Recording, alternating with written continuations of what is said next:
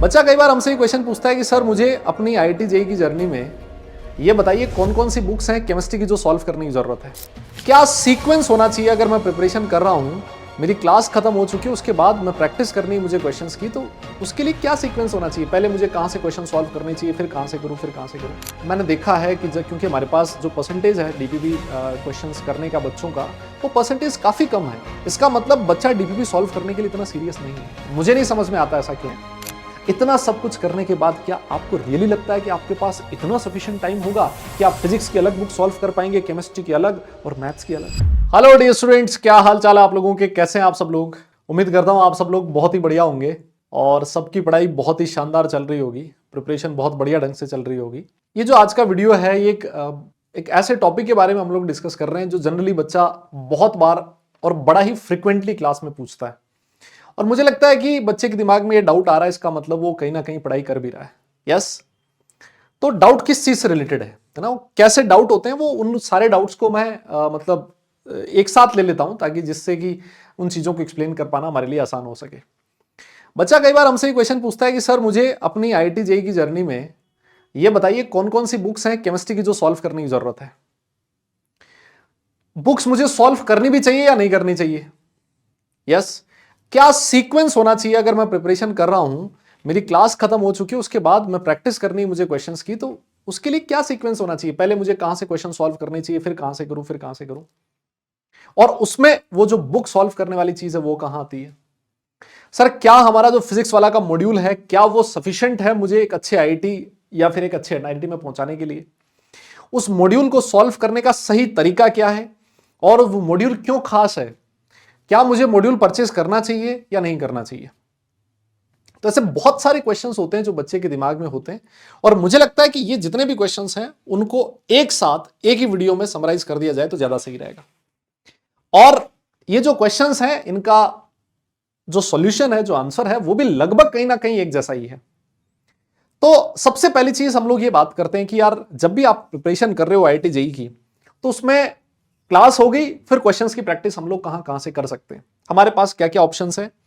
देखिए, मुझे ऐसा लगता है पर्सनली एज अ टीचर कि सबसे पहले आपको, जैसे आपकी क्लास खत्म होती है उसके बाद, जो आपने क्लास में पढ़ा है, जो क्लास में क्वेश्चंस किए हैं, घर पे क्लास खत्म होने के बाद उन सारे क्वेश्चंस को वापस आपको करने चाहिए बिना देखे, है ना? कॉपी बंद कीजिए, जब भी आप क्वेश्चन सॉल्व कर रहे हो तो आपको आंसर नहीं चेक करना, वापस से खुद को उन क्वेश्चंस को सॉल्व करना है।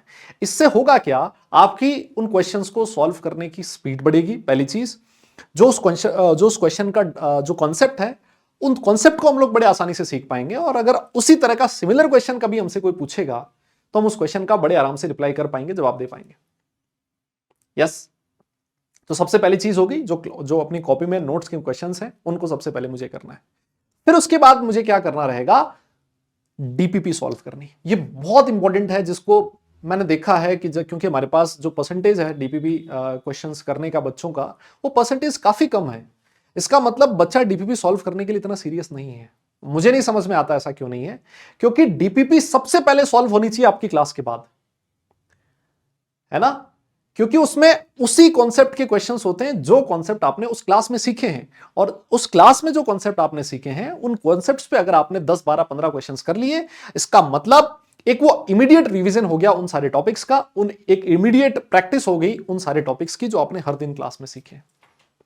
तो यार ये जो डीपीपी है आपका, इसको बिल्कुल भी आप लोग हल्के में ना लो, इसको बहुत सीरियसली लेके और हर दिन आप डीपीपी सॉल्व करते रहो। और मैं तो ये भी कहता हूं, जब आप डीपीपी सॉल्व कर रहे हो और आपको लगता है कि यार डीपीपी में बहुत अच्छा क्वेश्चन है ये वाला, उसको मार्क करके रखो। और अगर ज्यादा ही अच्छा लग जाए वो वाला क्वेश्चन, है ना, कई बार हमें क्वेश्चन से फील आ जाती है कि यार ये क्वेश्चन एग्जाम में इंपॉर्टेंट है, मतलब पूछा जा सकता है, तो उस क्वेश्चन को अपनी कॉपी में जरूर नोट करें। एक्चुअली होता क्या है, जब हम लोग रिवीजन करेंगे लास्ट में एग्जाम से पहले, उस समय हमारे पास सारे डीपीपीस को सॉल्व करने का टाइम नहीं रहेगा, तो हम हर डीपीपी में जो एक दो बहुत अच्छे क्वेश्चंस हैं, सिर्फ उन क्वेश्चंस को सॉल्व करेंगे तो हमारा पूरा डीपीपी अपने आप ही सॉल्व हो जाना है। क्योंकि बाकी क्वेश्चंस तो हम लोग पहली बार में वैसे ही सॉल्व कर चुके थे, रिवीजन के टाइम पे वो भी सॉल्व हो जाने, तो उस पर टाइम लगाने की जरूरत नहीं है। जो आपको अच्छा क्वेश्चन लग रहा है, जिसको टीचर ने बताया कि ये बढ़िया क्वेश्चन है, सिर्फ उस क्वेश्चन को आपको सॉल्व करना है। ठीक है, तो डीपीपी हमने सॉल्व कर ली। सर फिर क्या करना है? फिर उसके बाद आता है आपका मॉड्यूल सॉल्व करना। अगर आप किसी स्टेट बोर्ड के हैं तो आप लोग चाहें तो अपने स्टेट बोर्ड की बुक की सॉल्व कर सकते हैं, या फिर अगर आप सीबीएसई बोर्ड से हैं तो आप अपनी एनसीईआरटी है उस एनसीईआरटी को भी सॉल्व कर सकते हैं। ठीक है, और इसके बाद जैसा मैंने आपसे कहा हमारा आता है मॉड्यूल। मॉड्यूल सॉल्व करना क्यों जरूरी है? सबसे पहली चीज तो इस चीज को समझिए, क्योंकि एक जो मॉड्यूल होता है उसमें बहुत सारे डिफरेंट टाइप के क्वेश्चंस होते हैं। अगर मैं इसको बुक से कंपेयर करूं, बच्चा जनरली ये पूछता है ना कि कौन सी बुक सॉल्व करें, और कई बच्चे मैंने ऐसे भी देखे हैं कि जैसे उनका बैच स्टार्ट होता है सबसे पहले वो 5-7 रंग बिरंगी किताबें खरीद के लाएंगे, खूब सारा पैसा उन बुक्स पे खर्च करेंगे। उस बच्चे को पता भी नहीं है कि उस बुक में से कौन सी चीज उसको पढ़नी है और कौन सी चीज उसको छोड़नी है, कौन से क्वेश्चंस की प्रैक्टिस करनी है और कौन से क्वेश्चंस नहीं करने हैं। वो सिर्फ मार्केट में जो चल रहा है देखा देखी उसी ट्रेंड में बहता बहता उन क्वेश्चंस को, उन बुक्स को ले आता है घर पे।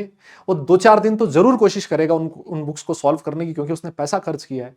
धीरे धीरे उसको समझ में आएगा कि उसने गलती कर दी है, इतनी सारी बुक्स खरीद के कोई फायदा नहीं है ना, और वो फिर बुक्स को सॉल्व करने का टाइम ही नहीं मिलेगा, या फिर वो सॉल्व ही नहीं करेगा, उसको लगता है उससे ज्यादा बेटर चीज है बाकी करना। तो एक जो मॉड्यूल होता है उस मॉड्यूल में आपकी जितनी भी डिफरेंट डिफरेंट टाइप की बुक्स होती हैं उनके जो क्वेश्चंस होते हैं, सिमिलर टाइप ऑफ जो क्वेश्चंस होते हैं, वो आपके मॉड्यूल में इंक्लूड होते हैं पहले से। तो जब आप एक बुक सॉल्व करते हो तो सिर्फ और सिर्फ एक ही बुक के क्वेश्चन सॉल्व कर पाते हो, लेकिन जब आप मॉड्यूल सॉल्व करते हो, और स्पेशली अगर मैं पीडब्ल्यू मॉड्यूल की बात करूं यहां, तो उसमें आपको डिफरेंट डिफरेंट बुक्स के जो अच्छे क्वेश्चंस हैं उनके सिमिलर क्वेश्चंस आपको अपने मॉड्यूल में देखने को मिलेंगे। तो एक मॉड्यूल सॉल्व करने से आपकी बहुत सारी बुक्स हैं वो अपने आप ही सॉल्व हो जानी है, उनके जो अच्छे क्वेश्चंस हैं वो अपने आप ही सॉल्व हो जाने हैं।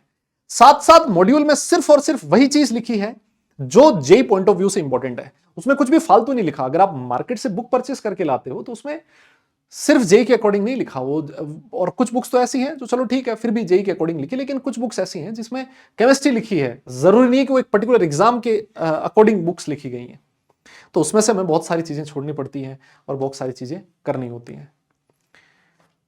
आपको बुक में से बताने वाला नहीं है कि बेटा ये क्वेश्चन है जो इस क्लास के बाद करना है, लेकिन जब हम लोग फिजिक्स वाला मॉड्यूल की बात करें तो जब जैसे अपनी क्लास खत्म होती है उसके बाद हम लोग हर क्लास में बताते हैं कि आज की क्लास में पीडब्ल्यू मॉड्यूल के ये क्वेश्चंस आप लोग सॉल्व कर सकते हो। कितना बेनिफिट है सोचिए। आपको ये पता है कि पहले मुझे इस टॉपिक पे डीपीपी सॉल्व करनी है और फिर सर ने बताया कि ये 20 क्वेश्चन है जो मैं आज अपने मॉड्यूल से लगा सकता हूं। तो एक बहुत शानदार क्वेश्चंस की हमारी प्रैक्टिस हो जाती है, और उन 20 क्वेश्चंस में भी बहुत सारी बुक्स के सिमिलर क्वेश्चंस आपको मिल जाते हैं। तो कितना बड़ा बेनिफिट है। साथ साथ अगर आप अपना बुक देखोगे, अपना मॉड्यूल देखोगे, तो उस मॉड्यूल में यार पहले तो थ्योरी भी लिखी है ना, तो किसी को अगर कॉन्सेप्ट में प्रॉब्लम है, थ्योरी में दिक्कत, तो थ्योरी देख सकता है। थ्योरी के साथ साथ सोल्ड एग्जांपल्स हैं, हर कॉन्सेप्ट के साथ साथ आपको कुछ सोल्ड एग्जांपल दिए हैं, उसी सेम टॉपिक के ऊपर फिर आपको कुछ क्वेश्चंस खुद से करने के लिए दिए हैं। जब आपका सारा चैप्टर खत्म हो जाता है तो चैप्टर खत्म होने के बाद फिर से सोल्ड एग्जांपल्स दिए गए अच्छे खासे, फिर डिफरेंट डिफरेंट एक्सरसाइज आपके मॉड्यूल में दी गई है। जैसे जैसे आप उन एक्सरसाइज में आगे बढ़ते जाते हैं आपके लेवल ऑफ क्वेश्चंस भी अच्छा होता जाता है। पहले स्टेट बोर्ड लेवल के क्वेश्चंस हैं, है ना, फिर उसके बाद टॉपिक वाइज क्वेश्चंस हैं, जेई मेंस लेवल के क्वेश्चंस हैं, जेई एडवांस टाइप के क्वेश्चंस हैं, और फिर सबसे लास्ट में प्रीवियस ईयर के क्वेश्चंस भी हैं। काफी सारे प्रीवियस ईयर के क्वेश्चंस भी आपको मिलते हैं, तो कई बार आपको अलग से बुक परचेज करने की भी जरूरत नहीं होती प्रीवियस ईयर क्वेश्चंस के लिए, पीवाईक्यूज के लिए भी, क्योंकि वो सारा सब कुछ आपके फिजिक्स वाला मॉड्यूल में पहले से ही प्रेजेंट है। और ये जो मॉड्यूल है यार, देखो किसी भी कोचिंग इंस्टीट्यूट का मटेरियल एकदम से नहीं बनता ऐसे, है ना, उस पर बहुत सारी रिसर्च लगती है, हर साल कुछ ना कुछ उसमें नया एडिशन होता है ना, कुछ नए क्वेश्चंस ऐड होते हैं, और जो इररिलेवेंट क्वेश्चंस लगता है उन क्वेश्चंस को हटाए जाते हैं। तो इसी वजह से, क्योंकि उन क्वेश्चंस को करने में बहुत सारे लोगों का, एक टीम का एफर्ट लगा होता है, तो बहुत अच्छा आउटपुट उससे निकल के आता है। तो इसी वजह से मैं बोलता हूं कि अगर कोई भी बच्चा अपनी आईआईटी प्रिपरेशन के लिए सीरियस है तो उसके पास एक रेफरेंस स्टडी मटेरियल होना बहुत जरूरी है। और जब आपको कोई रेफरेंस स्टडी मटेरियल परचेज करना है तो मैं ये कहूंगा कि भैया आप फिजिक्स वाला का मॉड्यूल परचेज करें, क्योंकि टीचर क्लास में पीडब्ल्यू के अकॉर्डिंग ही क्वेश्चंस देता है, और अपना मॉड्यूल देखो मार्केट में बाकी जो मॉड्यूल्स हैं उनमें से किसी से भी कम नहीं है ना, हर तरह के क्वेश्चंस हमारे मॉड्यूल में प्रेजेंट है, तो आप लोग वहां से वो चीज कर सकते हो। समझ में आई मेरी बात? ठीक है सर, हमने मॉड्यूल सॉल्व कर लिया। ये मॉड्यूल सॉल्व करने के बाद फिर क्या करना है सर? फिर उसके बाद बचता है प्रीवियस ईयर के क्वेश्चंस, वो लगाने बहुत ही जरूरी है, क्योंकि आजकल क्योंकि इतनी सारी शिफ्ट्स में पेपर होते हैं जेई के, कि कई बार पिछले साल के 3-4 साल के क्वेश्चंस अगर आप लोग देखोगे तो वो क्वेश्चंस रिपीट होते हुए दिखते हैं हमें, है ना, आज से 10 साल पहले का कोई क्वेश्चन रिपीट होता हुआ दिख जाएगा आपको आने वाले टाइम में। तो इसी वजह से प्रीवियस ईयर के क्वेश्चंस आप चाहें तो टॉपिक के साथ साथ उनको सॉल्व कर सकते हैं, या फिर आपको लगता है कि नहीं, एक बार पूरा चैप्टर पढ़ूंगा, फिर उस चैप्टर को बढ़िया ढंग से रिवाइज करूंगा, और रिवाइज करने के बाद फिर मैं पीवाईक्यूज लेके बैठूंगा और एक दिन में सारे पीवाईक्यूज निपटा दूंगा। यह भी एक बहुत अच्छी प्रैक्टिस है अगर आप लोग करना चाहें तो। और क्योंकि जो टीचर होता है अपनी क्लास में, वो भी बहुत सारे पीवाईक्यूज क्लास में करवाता ही है, चाहे वो मेंस के हो चाहे वो फिर एडवांस के हो, क्योंकि इससे बच्चों का कॉन्फिडेंस बढ़ता है। उसे एक बच्चे को लगता है कि यार ये क्वेश्चन मैंने सॉल्व कर दिया, इसका मतलब नेक्स्ट ईयर जो भी क्वेश्चन पूछेगा, जिस साल मैं एग्जाम दे रहा हूंगा उस साल भी मैं वो वाला क्वेश्चन सॉल्व कर पाऊंगा, है ना। तो फिर आप लोग पीवाईक्यूज के क्वेश्चंस कीजिए। अगर आप इतना सब कुछ करेंगे तो आप लोग देखेंगे एक चैप्टर के सैकड़ों क्वेश्चंस आपने प्रैक्टिस कर लिए। क्या क्या? सबसे पहले क्लास नोट्स के क्वेश्चंस, फिर उसके बाद डीपीपी के क्वेश्चंस, फिर उसके बाद अपनी स्टेट बोर्ड के क्वेश्चंस, सीबीएसई के क्वेश्चंस, फिर उसके बाद हमारा मॉड्यूल, फिजिक्स वाला मॉड्यूल, फिर उसके बाद प्रीवियस ईयर के क्वेश्चंस। और तुम मुझे एक बात बताओ, इतना सब कुछ करने के बाद क्या आपको रियली लगता है कि आपके पास इतना सफिशिएंट टाइम होगा कि आप फिजिक्स की अलग बुक सॉल्व कर पाएंगे, केमिस्ट्री की अलग और मैथ्स की अलग? नहीं होगा बेटा टाइम। इसीलिए मैं आपसे कहता हूं कि आप लोग बुक्स पे ज्यादा फोकस ना करें। हां, कोई अगर ऐसा बच्चा है जो बहुत ही ब्रिलियंट स्टूडेंट है और उसको लगता है कि ये सारी चीजें वो चैप्टर की कर चुका है, अब मुझे आप बताइए कि कौन सी बुक सॉल्व करनी चाहिए, तो मैं आपसे कहूंगा जो भी टीचर आपको अपनी क्लास में पढ़ाता है वो उस क्लास में उन कुछ बुक्स के नाम भी बता देते हैं कि ये बुक्स हैं, आप लोग इन बुक्स को लगा सकते हो अगर आपके पास सफिशिएंट टाइम होता है तो, है ना। तो ये सब कुछ करने के बाद आपको बुक्स की तरफ जाना होता है, उससे पहले मत जाइए, है ना। वो अननेसेसरीली आप लोग अपना टाइम वेस्ट करोगे। इससे अच्छा है जो हमारा मॉड्यूल है उस मॉड्यूल में से ही क्वेश्चन सॉल्व कीजिए, वो ज्यादा बेनिफिशियल है, ज्यादा बेनिफिट है। और ये चीज हर एक टीचर आपको क्लास में बताता है, क्योंकि इतने सारे डाउट्स होते हैं बच्चों के इस चीज से रिलेटेड।